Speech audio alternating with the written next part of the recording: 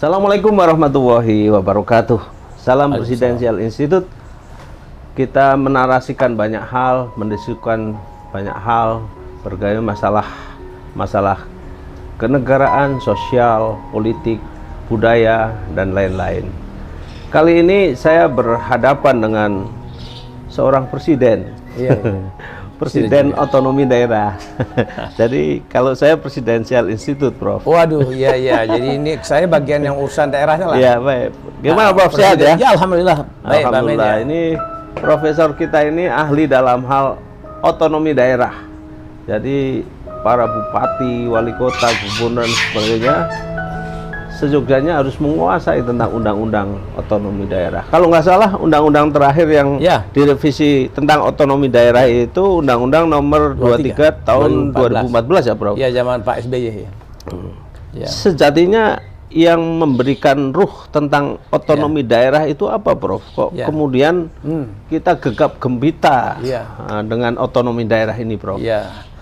Gini Pak Amin ya, kalau otonomi daerah itu sebetulnya konsepnya adalah bagaimana daerah bisa mengurus urusan-urusan pemerintahan sesuai dengan keadaan lokalitas, keadaan sosial, budaya, ekonomi, karakteristik masyarakat, keadaan geografisnya. Jadi dengan begitu maka kebijakan, program-program yang dibuat oleh daerah lebih cocok sesuai dengan keadaan masyarakat dan keadaan geografisnya. Tapi kalau bikin kebijakannya terpusat dari Jakarta ini, maka cenderung nanti satu kebijakan berlaku untuk semua daerah. Nah, itu nggak nyambung. Karena daerah kita ada yang kepulauan, ada daerah yang penduduknya padat, ada yang penduduknya tipis, ada yang budayanya lain. Jadi tidak seragam. Nah, otonomi daerah ini sejatinya untuk membuat rakyat daerah bisa dapat pembangunan yang cocok sama kebutuhan mereka. Jadi kalau dia nggak butuh pembangunan jalan highway, jalan tol, ngapain kita bangunkan untuk itu, untuk dia? Rakyat daerah juga butuh pelayanan publik yang baik, lancar, kepentingan urusannya, nggak perlu jauh-jauh pergi ke Jakarta ngurus, ya kan. Yang ketiga Pak Amin, untuk pendalaman penguatan demokrasi.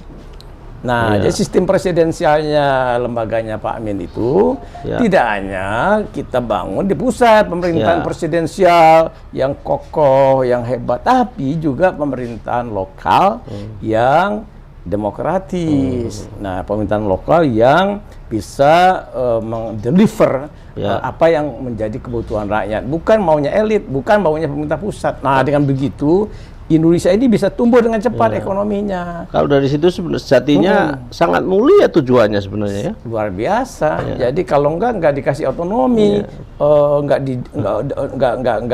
daerah nggak menuntut. Ini kan daerah nuntut karena zaman Orde Baru 25 tahun lebih itu terpusat. Jadi yang mengendalikan daerah itu, yang membangun daerah itu adalah pemerintah pusat lewat aparat dekonsentrasi, Kanwil, Kandem. Nah, kalau diberi kepada daerah lewat dinas-dinas di bawah kepemimpinan kepala daerahnya yang dipilih oleh masyarakat, itu dia akan lebih cepat membuat daerah maju. Itu sejatinya majunya daerah, bahagia warga daerah. Tapi kadang saat ini seperti kontradiktif kadang-kadang, Prof. Satu sisi Undang-Undang ODA itu memberikan keleluasaan untuk bagaimana daerah berkembang dengan pesat, tapi dimanfaatkan, mungkin melihatnya para raja-raja kecil ini ya, itu memanfaatkan, memaksimalkan dengan apa kreatif sekali gitu, sampai banyak sekali yang ketangkep kan, Bro? Itu dia, saya punya data yang saya jaga dan pelajari terus ya sejak saya Dirjen ODA dulu. Dari Juni 1 Juni 2005 kita mulai menggelar pilkada serentak di tingkat provinsi, kabupaten, kota. Sampai data terakhir per hari ini sudah 443 kepala daerah, wakil kepala daerah kena kasus hukum, Amin. Jadi itu tadi Pak Amin singgung Ya. kan raja-raja kecil. Ya. Kalau raja kan dia bisa bikin apa aja sama rakyat di situ. Kalau mau diambil uang rakyat, kemudian perizinan, penyalahgunaan wewenang dalam soal pengadaan barang dan jasa. Termasuk misalnya penandatangan dengan investasi asing itu berhak juga. Boleh, tapi tetap harus profesional, nggak boleh minta-minta uang, nggak boleh kemudian perizinan itu kita korupsi, kita mintain uang, kita mintain gratifikasi macam-macam. Ini perbaikan serius harus dilakukan dalam soal perilaku koruptif kepala daerah ini. Sebagai profesor yang membidani ya, salah satu yang membidani tentang otonomi, undang-undang otonomi daerah, tentu ada perasaan galau dan kecewa, Prof. Sangat. Jadi saya kan ikut dari awal timnya Pak Rias kan, tahun 99 sampai kemudian sekarang saya kebetulan karena masih ngajar, masih belum pensiun jadi guru besar. Kemudian terus juga terlibat berbagai macam penelitian, terlibat berbagai macam tim-tim yang untuk menguatkan otonomi daerah baik yang di masyarakat maupun di pemerintahan, juga di lembaga-lembaga perwakilan rakyat. Saya suka diminta Pak Amin kasih masukan, kasih pandangan dan pendapat. Nah itu saya sedih lah, prihatin, ternyuh. Ini gimana nih di luar cita-cita kita. Lain yang dicita, lain yang tiba. Nah yang tiba kok perilaku koruptif kepala daerah. Ya dengan udah 400 lebih ya, Bro? 443 dari jumlah 542 daerah otonom. Jadi ini bukan persoalan orang seorang. Kalau menurut saya ini harus kita perbaiki sistem pemilihannya, sistem electoral prosesnya dari pilkada kita. Jadi janganlah pilkada seragam-seragam gitu Pak Amin. Bahaya. Semua seragam. Semua langsung enggak. Harus sesuai dengan keadaan, kebutuhan dan kemampuan daerah. Ada daerah yang bisa langsung, boleh. Ada daerah yang bisanya cuma lewat dewan aja, kebutuhannya karena dia kewenangannya terbatas. Ada daerah yang bisa diangkat aja kepala daerahnya Pak Amin.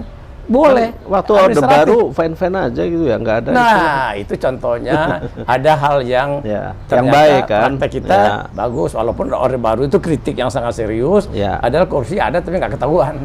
Kalau sekarang kan publik tahu. Apalagi medsos tepat sekali kan. Kemarin ada bupati yang baru disuapin sama istrinya kan dengan sangat mesranya. Tiba-tiba nyampe Jakarta pakai jet khusus itu. Pakai jet itu luar biasa. Yang benar aja Mas Bupati naik jet gitu. Makanya. Padahal dia itu adalah contoh teladan dari rakyat. Rakyat lagi susah kayak gini. Itu lalu dia naik jet, kemudian bergaya glamor. Emang dia selebritis, emang artis. Nah itu akhirnya kan di OTT KPK ternyata. Saya kira karena dia mereka itu kurang memahami ilmu pemerintahan, Bro. Itu dia, makanya kita harus perkuat terus ilmu pemerintahan, ilmu otonomi daerah ini. Jadi pemimpin harus merakyat. Cuman juga jangan pencitraan. Betul. Waktu kita pertama kali kuliah ilmu pemerintahan, jadi Pak dosen mengatakan tugas utama seorang pamong praja itu adalah membahagiakan yang diemong rakyatnya, kan gitu, Bro. Rakyat tersenyum dengan kebijakan kita ketika jadi kepala daerah atau bos Pemda. Kebijakan itu membuat rakyat tersenyum. Kalau pakai bahasa DKI Jakarta, Gubernur Anies, rakyat bahagia, maju kotanya, bahagia warganya. Itu tersenyum dia. Tapi kalau rakyat kemudian sebel sama pemerintah, pelayanan susah, pelayanan susah, bupatinya naik jet private, pendapatan menurun, lapangan kerja nggak ada, bupatinya foya-foya, itu bergaya glamor hidup mewah. Nah itu makanya kita harus didik lagi nih para pemimpin pemerintahan lokal ini Pak Amin. Jadi jangan hanya di nasional ini yang udah keren-keren hebat-hebat, tapi juga harus gaya populisme itu seperti gaya populismenya Presiden Jokowi kan, kan sangat populis. Nah itu difotokopi kepada kepala daerah juga gaya yang sangat populis, dekat sama rakyat, benar-benar real, bukan naik pesawat mewah, jangan pencitraan tapi kan, jangan pencitraan. Populisnya jangan pencitraan. Jangan pura-pura masuk ke kali, masuk ke comberan, jangan. Itu real. Itu yang harus kita copy ke paste ke daerah. Kalau pura-pura kan munafik namanya. Nah itu dia, tapi kaum munafikin itu kan memang banyak di mana-mana. Iya, Amin. betul. Juga ada di pemerintahan. Munafikin itu kalau bahasa agama, kalau Nah itu Pak Amin kan kalau di neraka jago itu agama. neraka paling dalam itu. Neraka well ya. Iya. Janganlah. Iya, Nauzubillah min. Nauzubillah. Bener, Bro. Iya Pak Amin. Ya. Terus ini ada nggak kaitannya otonomi daerah ini dengan misalnya pemindahan ibu kota gitu, Bro? Iya. Ada Itu nggak lagi gitu, rame Bro? ya? Kan lagi rame tuh. IKN. Ya, Ibu jadi kota kelihatannya negara. kan wah ngotot nih Pak Gubernur Kaltim gitu Iya, kan iya. dengan segala prasarana-sarananya katanya udah siap Iya. semua. Iya. Nah, kemudian Iya. atas si Ah. Pak Edi Mulyadi bilang itu tempat jin buang anak jadi masalah kan itu. Mulyadi jadi masalah. Nggak boleh lah juga begitu. Harus etis. Nah, jadi dari segi pandangan otonomi, tentu daerah, apakah gubernur, Ya. Pak Bupati, Wali Kota yang ketempatan untuk ibu kota negara baru, Ya. bahagia, senang dong. Ya, Karena pastinya. nanti berharap disitulah akan tumbuh Ya. kemajuan. Mungkin bayangan mereka wah nanti kota saya seperti Iya. kota kami seperti Jakarta dong kan gitu kan. Nah itu juga salah bayangan begitu. Begitu ya? Sebab kalau kita pelajari di dunia, Ya. ibu kota itu justru pusat pemerintahan. Sepi Pak Amin. Coba Sepi, Pak ya? Amin, saya pernah ke Washington DC, ibu kotanya Amerika. Ya. Itu sepi lengang. Ya. Cuman ada White House, ada gedung Kongres ya. Nah, lalu juga yang dekat aja tetangga kita Malaysia, punya Putrajaya. Pak Amin kan sering bolak-balik Ya. ke sana. Ya. Nah, Berapa lalu itu juga sepi. Karena hanya pusat pemerintahan. Nggak dicampur sama pusat bisnis dan ekonomi. ya. Pusat bisnis ekonomi kalau kasusnya Amerika tetap New York. Ya. Kalau pusat bisnis dan ekonominya Australia tetap Sydney, Melbourne. Nah, itu juga harus ditimbang. Ya. Jadi jangan juga daerah-daerah terlalu bernafsu Ya. menganggap itu jadi nanti seperti Jakarta. Ya. Amin bilang kan gitu. Ya, betul. Nah, itu butuh waktu dan butuh juga kepercayaan kepada para pelaku bisnis dan Betul, ekonomi. betul. Orang kan mau pindah itu kalau di situ memang ada keuntungan, Ya. benefitnya bagus. Betul. Tapi kalau di situ cuma pusat pemerintahan, Ya. ya mungkin tidak menarik bagi mereka. Ada nggak sesuatu di situ yang mendatangkan uang? Kalau Jakarta 10 juta penduduknya, Ya. plus Jabodetabek pendukung-pendukungnya di luar Penyokong, Bogor, daerah-daerah penyokong. 10 juta lagi. Penyanggahnya itu 20 juta, Pak Amin. Nah, itu adalah suatu pasar yang bagus. luar Belum biasa. lagi transportasi publiknya bagus kemana-mana. Pulau Jawa. Makanya saya dengar kemarin itu beberapa pebisnis dari Jepang, termasuk Gubernur Tokyo Metropolitan City, kaget. Jakarta pindah kah? Ya, padahal mereka jangan jauh-jauh kalau mau pindah. Ya. Misalnya begitu. Ya. Ada kekagetan. Ya, kayak kalau nggak salah itu dari Kuala Lumpur ke Putrajaya kan cuma 30 kilo. 30-an 4 kilo, 30-an 40 iya. kilometer. Dan Nah, cukup dengan MRT, Iya. itu bisa Ternyambung lah, ini ribuan Nyambung. kilo ya pindahnya. Ya, terlalu jauh. Tapi ya, sudah menjadi keputusan politik Presiden. Dan sudah ada DPR undang-undangnya. juga sudah setuju.